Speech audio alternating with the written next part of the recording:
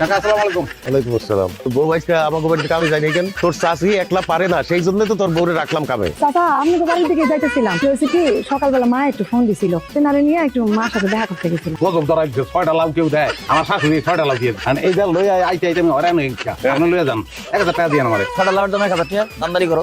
আমি আরে লাউ উপহার দিতেছি, হ্যাঁ আমার 1000 টাকা উপহার দিব। হ্যাঁ সেটাই কাকা, টাকা দিয়ে দেন, আমি তো আপনাকে বাড়ির দিকে যাইতেছি, নিয়ে আসো চাচির দেই। একটু তাড়াতাড়ি যা, ধরো বাড়িতে দিয়ে যা। ব্যবসা তো ভালোই করলি। এই যে দেখেন আবার ওই একই কথা কয়। খালি আউল ফাউল কথাবার্তা কয়। আসসালামু আলাইকুম আকাশ ভাই। তুমি অরণ্যের বাড়ি যাও, আমি দেখছি আমার কাকার বাড়ি কাম করলাম। আমার এখনো বাকি আছে, খেলা কি দেয়? কি করতেছেন? তুই তো দেরি করছিস কে? হ্যাঁ সাথে ওর দোষটা, আমার হাবুল একটু খবর দিছিল, ওর লগে একটু কথা ছিল, লয়ে গেছিলাম। কতদিন লাউ দিয়ে দিছে, চেয়ারম্যান কাকার লগে দেখা হইলো, খুশি 1000 টাকা দিতে গেছি। কেন সে খুশি হইতে পারলো না আর হুকুম জারি করে আমারও? আমি কি ওর হুকুমের গোলাম? এত হাতছে খায় নাই, এখন এই রাস্তার মধ্যে জ্ঞান শুরু করছে যে খিদা লাগছে, খিদা লাগছে। আব্বা আমার অনেক খিদা লাগছে। মাংসগুলোরে একটু ছোট করে কাইটা ভালো করে ধুয়ে ফেলো। আমি যাইতাছি তোমার সাথে। তোর পোলারে মিষ্টি দে, দর দিয়ে বাইরে গেছে, অসুবিধা না, আপনি দেন আমি আর খাওয়া দিব না। এই ধর টাকা।